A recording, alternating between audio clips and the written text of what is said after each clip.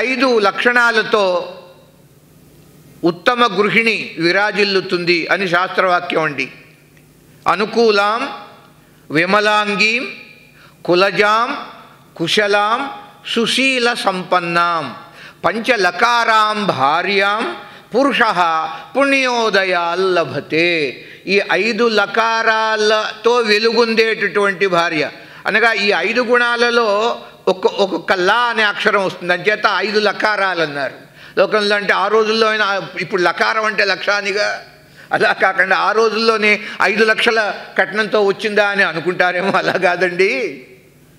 అనుకూలాం అదొక లకారం, విమల అంగీం, కులజాం, కుశలాం, అట్లా సుశీల సంపన్నం, సుశీల అందులో ఒక లకారం. ఇన్ని ఉత్తమమైనటువంటి గుణములు కలిగిన భార్య లభించటము అది పరమాత్మ యొక్క అనుగ్రహం. అది దుర్లభ సదృశీ భార్య సద్గురోహు కరుణాం విన. గురువు యొక్క అనుగ్రహం లేకపోతే సహధర్మచారిణి అన్నటువంటి సార్థక నామం కలిగిన భార్య దొరకటం చాలా విశేషం. కనుక అలాంటి ఉత్తమరాలు మన యొక్క ఈ లక్ష్మమ్మ గారు. నగృహం కాష్ఠపాషాణై. ఇల్లు అంటే ఏదో ఇటుకలతోటి సున్నంతో నిర్మించుకున్నటువంటిది కాదండి. ఇల్లు అంటే గృహిణీ గృహముచ్యతేని. అసలు గృహిణికే గృహము అని పేరండి మన యొక్క సనాతన ధర్మంలో. దయితా యత్ర తద్గృహం నగృహం కాష్ఠపాషాణై దయితా యత్ర తద్గృహం అని నీతిమంజరి చెబుతున్నది. కనుక గార్హస్థ్య ధర్మ పాలనలో చేదోడు వాదోడుగా ఉంటున్నది ఈ మహానుభావురాలు. అందువల్ల వీరికి మేధా దక్షిణామూర్తిని ఉపాసించారట కొంతకాలం ఈ రామశాస్త్రులు గారు. చాలా గొప్ప భక్తులండి వీరు. అంచేత చాలా నియమ నిష్టలతోటి మేధా దక్షిణామూర్తిని ఉపాసన చేశారు. చాలా సంతోషించి అనుగ్రహించారట పరమాత్మ. వారన్నారు ఆ భక్తికి పరవశుడై దక్షిణామూర్తి స్వామి సాక్షాత్తు పరమేశ్వరుడే మీ కులానికి ఒక అలంకారప్రాయంగా ఒక ఆభరణంగా పుత్రరత్నం నీకు కలుగుతారని అనుగ్రహించాడు పరమాత్మ. అంటే శాస్త్రుల గారికి 34వ సంవత్సరంలో, అది శార్వరి నామ సంవత్సరం వైశాఖ శుక్ల త్రయోదశి రోజున ఒక పుత్రరత్నం జన్మించాడు ఈ దంపతులకి, రామశాస్త్రి లక్ష్మమ్మ దంపతులకి. ఆ రోజున అనుకోకుండానే నరసింహ జయంతి వచ్చింది. ఆ రోజున కులదేవత అయినటువంటి లక్ష్మీ నరసింహదేవుని పేరుతో ఆ పెద్ద కుమారునికి నామకరణం చేశారండి. అట్లా శ్రీమన్ నృసింహ విభవే గరుడధ్వజాయ తాపత్రయోపశమనాయ భవౌషధాయ తృష్ణాది వృశ్చిక జలాగ్ని భుజంగ రోగ క్లేశ వ్యయాయ హరయే గురవే నమస్తే. అట్లా నృసింహస్వామి శ్రీమదకలంక పరిపూర్ణ శశికోటి శ్రీధర మనోహర సటాపటలకాంత పాలయ కృపాలయ భవాంబుధి నిమగ్నం దైత్యవరకాల నరసింహ నరసింహ. నృసింహస్వామి వారు వీరికి ఇలవేల్పు కావటం చేత ఆ పుట్టినటువంటి పిల్లవానికి నృసింహ అనే పేరు కలిసేటట్టుగా నామకరణం చేసుకున్నారండి. లక్ష్మీ నృసింహ అని పేరు పెట్టుకున్నారట. అలా సేవిస్తూ నిర్మల భక్తితోటి పరమాత్మని నంజనగూడు అని క్షేత్రం ఆ రోజుల్లో మైసూరు అంటే కర్ణాటకలో, ఆ క్షేత్రంలో కొంతకాలం వాసం ఉన్నారట. ఆ క్షేత్రవాసం చేసినందుకు ఫలంగా ఈ కుమారరత్నం పుత్రరత్నం పుట్టాడు. ఆ తర్వాత దక్షిణ దేశంలో కాంచీపురంలో కొంతకాలం ఉన్నారు. అక్కడ ఉన్నప్పుడు ద్వితీయ పుత్ర జననం అయింది, రెండవ కుమారుడు కలిగారండి. వారికి తమ వంశంలో ఒకానొక మూల పురుషులు యజ్ఞనారాయణ శాస్త్రి అనేవారు ఉండబట్టి వారికి స్మృతి చిహ్నంగా ఆ మూల పురుషుడి అది ఆ పేరు ఆ తర్వాత వచ్చే వారికి జ్ఞాపకం ఉండాలి అనేటటువంటి ఉద్దేశంతో మనం కూడా పెట్టుకుంటాం తాత ముత్తాతల నామధేయాలు. అట్లా ఆ పిల్లవానికి రెండవ కుమారుడండి యజ్ఞనారాయణ శాస్త్రి అని పేరు పెట్టుకున్నారు. తర్వాత కావేరీ నది తీరంలో ఉండేవారు వీరు. ఎడతొరె అనే క్షేత్రంలోనే వాసం చేస్తూ 60 సంవత్సరాల వయసు వచ్చేంత వరకు ఉన్నారు. అప్పుడు అంతవరకు అగ్నిహోత్రం చేసేవారటండి ఇంట్లో. అధీత్య విధివద్వేదాన్ పుత్రానుత్పాద్య ధర్మతః ఇష్ట్వాస్య శక్తితో యజ్ఞైః మనోమోక్షే నివేశయేత్. ఇదొక ధర్మశాస్త్రం. అంటే విధిగా 4 వేదములను అధ్యయనం చేసి ఇది ఋషి రుణం తీరుతుంది.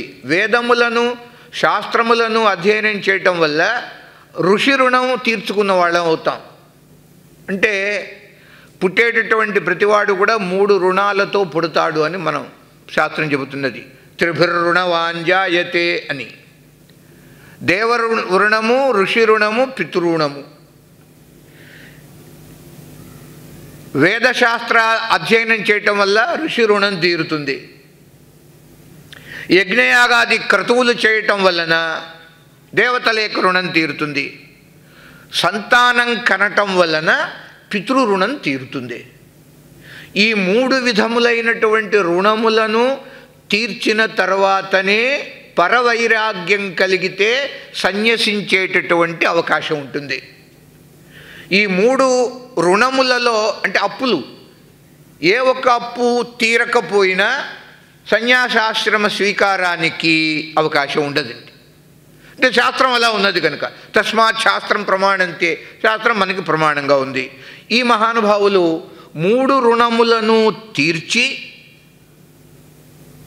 ఇష్ట్వ యజ్ఞయాగాది క్రతువులు చేసి అప్పుడు సన్యసించారట. మనోమోక్షే నివేశయేత్ అలా ఉన్నది. ఆ ధర్మశాస్త్రాన్ని ప్రకారంగా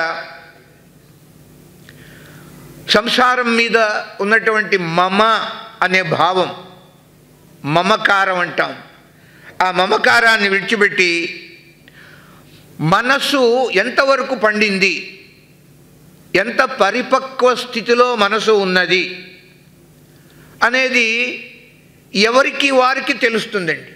నా మనస్సు యొక్క స్థితి నాకు మాత్రమే తెలుస్తుంది. అట్లా ఎవరికి వారు పరీక్షించుకుంటూ ఉండాలి.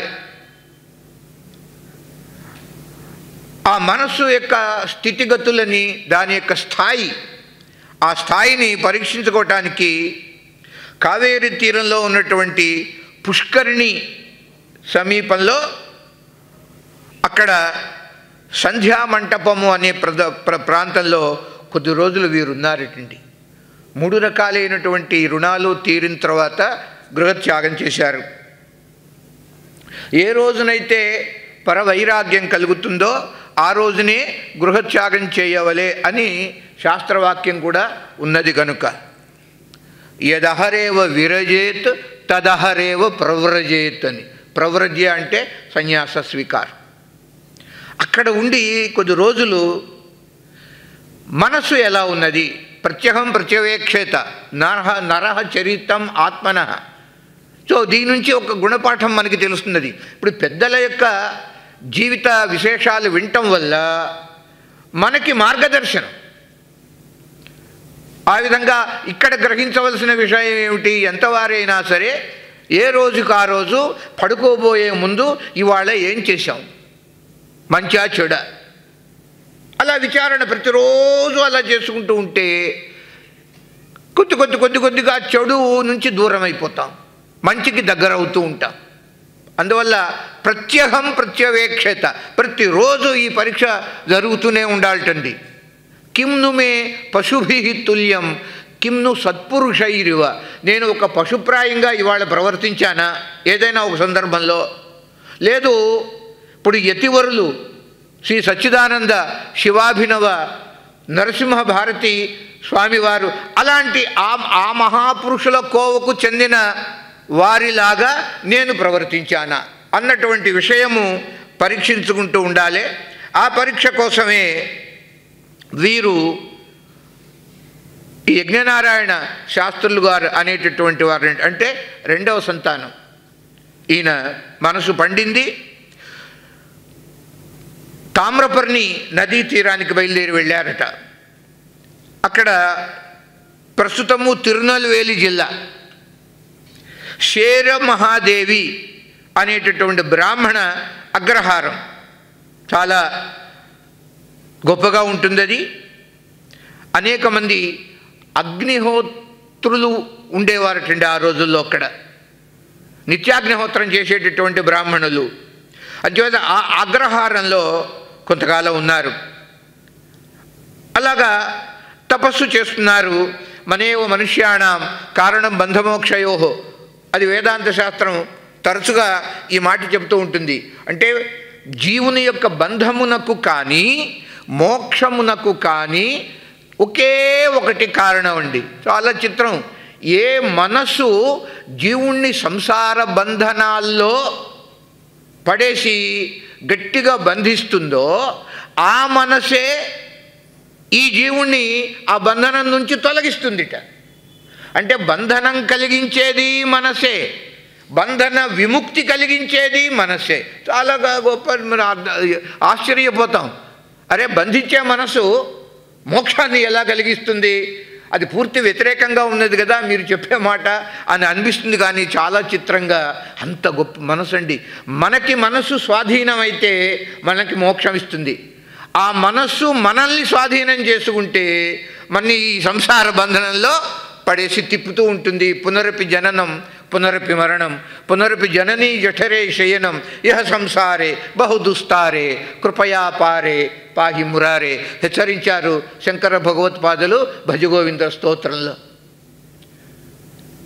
కానీ ఇది మింగుడు పట్టం కష్టం, ప్యాలటబుల్గా ఉండదు. ఒక పట్టాన అరే రే ఒకే మనసు ఇలా మోక్షం ఇస్తుందండి, ఇప్పటిదాకా బంధించింది కదా అది.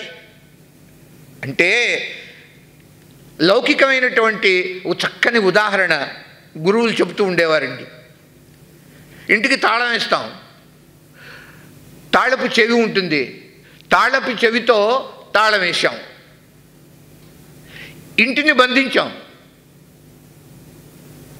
కానీ అదే తాళపు చెవితో మళ్ళీ తాళం తీస్తాం, ఆ ఇంటిని తెరుస్తాం.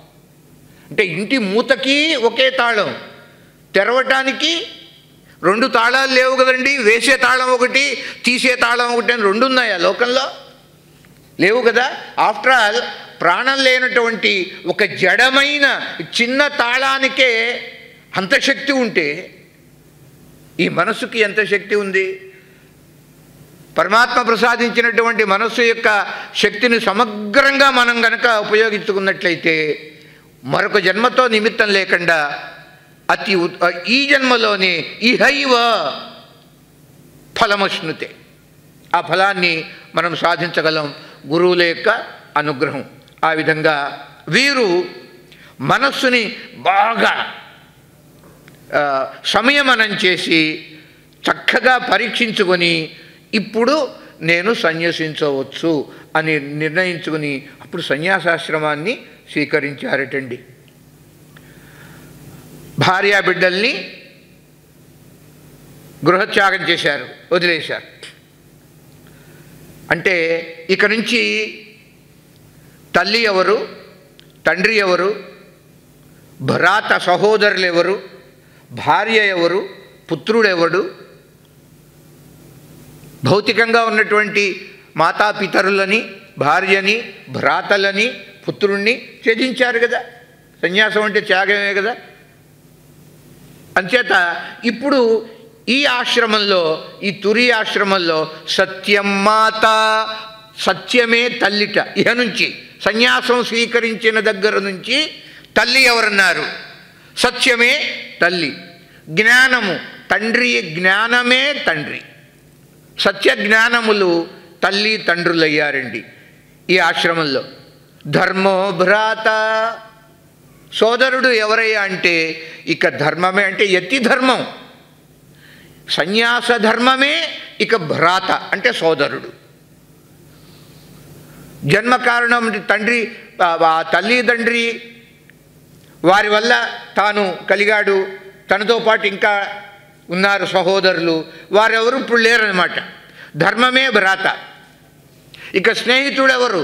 దయా. చూస్తారు, ఇప్పుడు వింటాం మన యతీశ్వరులు ఎంత దయ పరులో ఈ 5 రోజుల్లో మనం వింటాం. అంచేత ఇప్పుడు సఖుడు ఎవరయ్యా అంటే ఈ సన్యాసాశ్రమంలో దయయే సఖ అనగా మిత్రుడు. పత్ని శాంతి, పత్ని పరమ. ఓం శాంతి శాంతి శాంతి. శాంతి అంటే మోక్షం అండి. సంపూర్ణమైనటువంటి శాంతి ఒక్క ముక్తిలోనే ఉన్నది.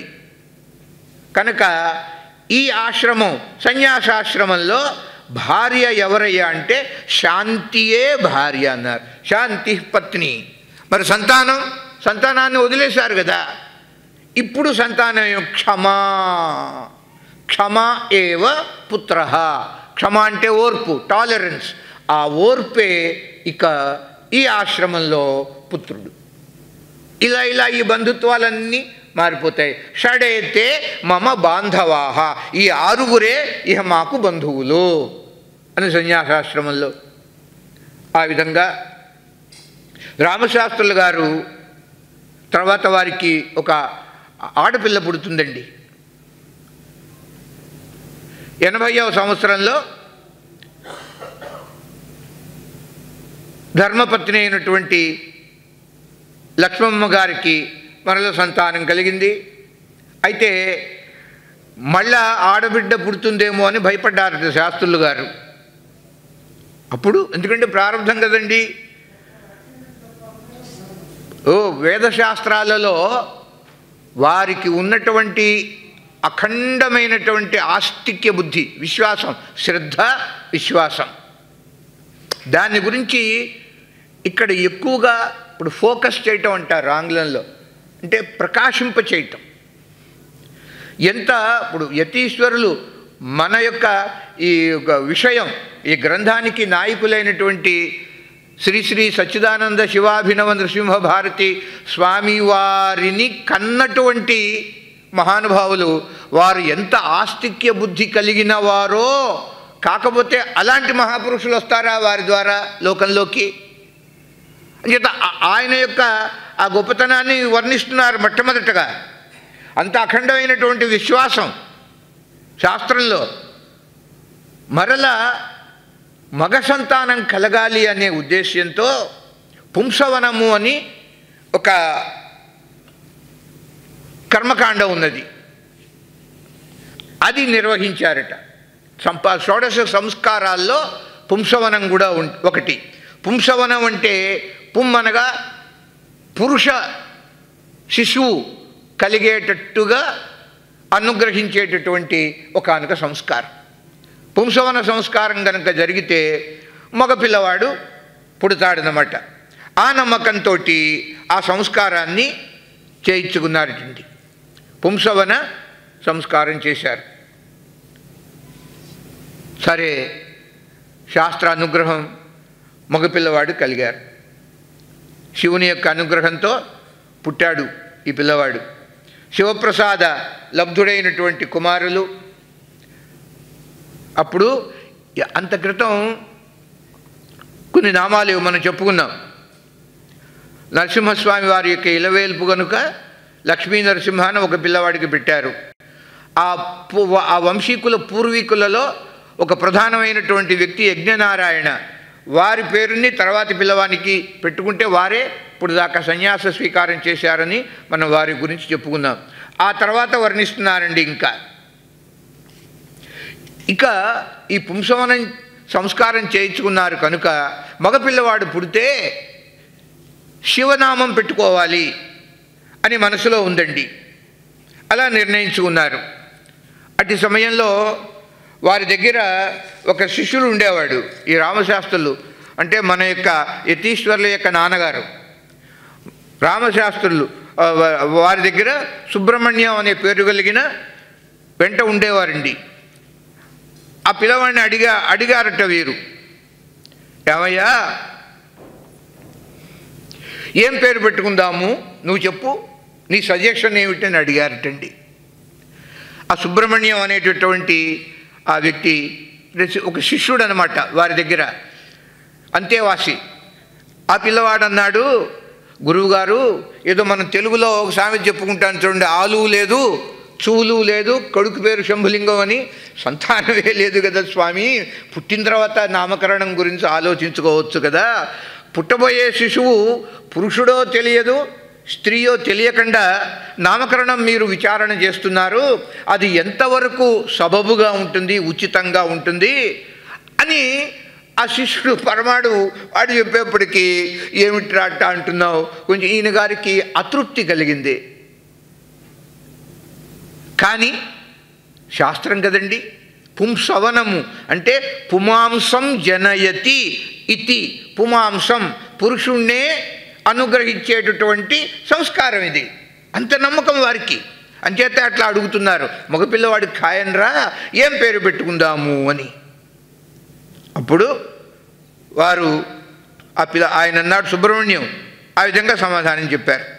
నిజంగా మగపిల్లవాడి కలిగితే శివుడు అనే పేరు పెట్టుకోండి, శివస్వామి అని కూడా చేర్చారండి. శివస్వామి అనే పేరు పెట్టుకుంటే చాలా బాగుంటుంది అని ఆ రోజుకి అలా నిర్ణయం జరిగింది. ఎందుకు చెప్తున్నారు ఈ రచయిత శ్రీకంఠ శాస్త్రులు వారు అంటున్నారు, ఎందుకు చిన్న విషయం కదా అది, ఇది నామకరణ విషయం, ఏదో పేరు పెట్టేస్తారా అయిపోతుంది. అలా కాదండి, యతీశ్వరులు వారికి తండ్రి వీరు, వారికి వేదశాస్త్రముల యందు ఎంత ఆస్తిక్య బుద్ధి ఉన్నదో అది లోకానికి తెలియాలి, అందుకొరకు ఈ విషయం చెప్తున్నానని అంటున్నారు వారు. అట్లా ఆ పుట్టబోయేటటువంటి మహాపురుషుడు వారి యొక్క భవితవ్యం అనగా భవిష్యత్తు ఇంత గొప్పగా ఉంటుంది. ఆ భవిష్యత్తుకి అనుగుణంగా దానికి అనుకూలంగా ఈశ్వర ప్రేరణ అండి, పరమాత్మ యొక్క సంకల్పం అంతా కూడా. తేన వినా తృణమపి నచలతి అని, భగవంతుని యొక్క సంకల్పం లేకపోతే గడ్డి పరక కూడా కదలదు అని మన సనాతన ధర్మంలో విశ్వాసం. అంతా పరమాత్మ యొక్క అనుగ్రహం. ఇలా ఉంటుండగా రామశాస్త్రుల వారి యొక్క ధర్మపత్ని లక్ష్మీదేవి గారు, లక్ష్మమ్మ గారి యొక్క అనుగ్రహం, భగవద్ అనుగ్రహంతో పింగళనామ సంవత్సరం అంటే క్రీస్తు శకము 1858 అండి, 1858. ఆ సంవత్సరంలో ఫాల్గుణ మాసం బహుళ ఏకాదశి గురువారము శ్రవణ నక్షత్రంతో కూడిన శుభదినం, మకర రాశి. ఆ రోజున రాత్రి 9 గంటలకి పరమేశ్వరుని యొక్క అనుగ్రహంతో ఈ దంపతులకి ఒక పురుష రత్నం మగపిల్లవాడు కలిగాడండి. వారే మన యతీశ్వరుడు. హర నమః పార్వతీపతయే, హర హర మహాదేవ. ఈ రామశాస్త్రుల గారికి వేదశాస్త్రముల యందు ఎంత పాండిత్యమో, ఈత కొట్టడంలో కూడా అంతే ప్రావీణ్యం ఉన్నదిటండి. అంటే శాస్త్రంలో ఒక మాట ఉంది, ఎప్పుడైతే తండ్రి కుమారుడు కలిగాడు పుత్ర జన్మ వార్త వినగానే ఆ తండ్రి సచేల స్నానం చెయ్యవలే. అంటే ఒంటి మీద ఏ రకమైన దుస్తులు ఉన్నప్పటికీ కూడా ఆ దుస్తులతోనే స్నానం చేయాలి.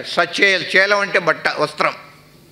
సచేల స్నానం చేయటం వల్ల ఆ పుట్టినటువంటి పిల్లవాని యొక్క భవిష్యత్తు చాలా ఉజ్వలంగా, చాలా బ్రైట్గా ఉంటుంది. అంటే శాస్త్రం చెప్పింది అంటే ఋషుల యొక్క వాక్యం కదండి, సనాతన ధర్మం అన్నది. అందువలన మైసూరు దగ్గర పెద్ద చెరువు అనే ఒక చెరువు, దొడ్డకేరే, కన్నడంలో దొడ్డ అంటే పెద్ద, ఆ పెద్ద చెరువు అక్కడికి వెళ్ళి ఒక్క దూకారటండి ఆ చెరువులో.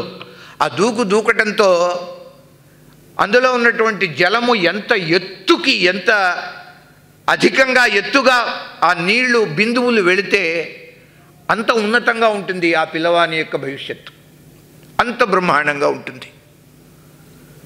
ఇప్పుడు మనకు ఆబ్దికాల్లో కూడా చూడండి, ఇట్లా అక్షతల్ని పైకి వేయమంటారు. ఎంత ఎత్తుగా పోతే ఆ వంశము అంత కాలం వర్ధిల్లుతూ ఉంటుంది. అలాంటి దాన్ని పురస్కరించుకుని ఆ విధంగా జల స్నానం చేశారు. జాతకర్మ నామకరణాది సంస్కారాలు బాగా వైభవంగా వాళ్ళు నిర్వహించుకున్నారు. 11వ రోజున నిర్ణయించారు కదా, ఇందాకే ఆ నామకరణం గురించి డిస్కషన్ జరిగింది కదా, ఆ విధంగానే శివస్వామి అని పిల్లవానికి చక్కని భగవన్నామాన్ని పెట్టుకున్నారండి. ఆ తర్వాత అత్యంత బాల్య వయస్సు 3వ కుమారుడు వీరు శివస్వామి గారు. వీరి వలన ఈ పిల్లవాడు పుట్టిన తర్వాత ఎక్కువ కాలం తండ్రి జీవించి లేరండి. ఎంతకాలం ఉన్నారట? 1 సంవత్సరం పైన 11 నెలలు, అంటే 1 నెల తక్కువ 2 ఏళ్ళు మాత్రమే బ్రతికారు శివస్వామి కుమారుడు పుట్టిన తర్వాత. అంతవరకు చాలా ఆనందంగా, సంతోషంగా జీవితం గడిచిపోయింది. ఉత్తమంగా శివస్వామి మహానుభావుడు అన్వర్ధ నామం అనగా సార్థకమైన, ది వెరీ మీనింగ్ఫుల్ నేమ్ ఇంగ్లీష్లో అంటారు. అన్వర్ధ నామము అంటే సార్థకమైన పేరు. అట్లా శివస్వామి అనేటటువంటి నామంతో వృద్ధి పొందుతున్నారు. ఈ బాలరత్నం 1 సంవత్సరం వచ్చింది వయసు, అంటే ఏడాది పిల్లవాడండి. చాలా చిత్రంగా మాట్లాడుతున్నారట ఆ సంవత్సరం. అంతేకాకుండా నాన్నగారు తండ్రి సాయంకాలాల్లో ఈశ్వర పూజ చేస్తూ ఉన్నటువంటి సందర్భంలో, ఆ తర్వాత శిష్యులకి పాఠాలు చెప్పేటటువంటి సమయంలోనూ ఈ పిల్లవాడు, ఈ పుత్రరత్నము, ఈ బాలస్వామి తండ్రి దగ్గరే కూర్చుని నామాలు చెప్తూ ఉండేవారటండి. నిత్యహోమం ఉంటుంది కదా, అక్కడ ఒక చిన్న గుండం ఉండేది, హోమగుండం. హోమగుండంలో ఎప్పుడూ భస్మం ఉండేది. ఆ చేత్తో భస్మం తీసుకుని భస్మోద్ధూళనం చేసుకుంటూ ఉండేవాడట ఆ పిల్లవాడండి. భస్మోద్ధూళనం అంటే ఒంటి నిండా భస్మం పూసుకోవటం, పరమశివునిలాగా. అలా ఆ భస్మం పూసుకోవటం మాత్రమే కాకుండా భస్మాన్ని నోట్లో కూడా వేసుకుంటూ ఉండేవాట పిల్లవాడు. పూజ అంతా అయిన తర్వాత తండ్రి స్తోత్రములు చదువుతుంటే తండ్రితో పాటు కరతాళం అంటే తాళం వేస్తూ ఉండేవాట పిల్లవాడండి. మనం అంటాం పువ్వు పుట్టగానే పరిమళిస్తుంది అని అన్నట్టుగా దానికి అనురూపంగా పిల్లవాడు. అంతేకాకుండా నోటికి వచ్చినటువంటి భగవన్నామాలతోటి కీర్తన కూడా చేస్తూ ఉండేవాటండి పిల్లవాడు. ఇంకా ఎవరైనా చిన్న పిల్లలు కనుక అక్కడ ఉన్నట్లయితే వారితో పాటుగా ఈ కరతాళ పురస్సరంగా నర్తన చేస్తూ ఉండేవారట, నాట్యం ఆడటం చిన్న వయసులో అండి. ఇది భాగవతంలో 7వ స్కంధంలో పరమభక్తుడైనటువంటి ప్రహ్లాదుని యొక్క విషయంలో మనం వింటాం. వ్యాసుల వారు అలా వర్ణించారు. అక్కడ చిన్న వయసు అండి, 5 ఏళ్ల వయసు ప్రహ్లాదునికి. అంటే శివస్వామి మన యతీశ్వరులు మాటలు రాకుండానే నామకీర్తనం, మాధవ, మధుసూదన, మహాదేవ ఇట్లా నామకీర్తన చేస్తూ ఉండేవారు. దాంతోపాటుగా నర్తనం కూడా చేస్తూ ఉండేవారండి. వాగ్గద్గదా ద్రవతే యస్య చిత్తం రుదతి అభీక్షణం హసతి క్వచిచ్చ విలజ్జ ఉద్గాయతి నృత్యతే చ మద్భక్తియుక్త భువనం పునాతి అని వర్ణించారు భాగవతంలో ప్రహ్లాదుని యొక్క విషయంలో.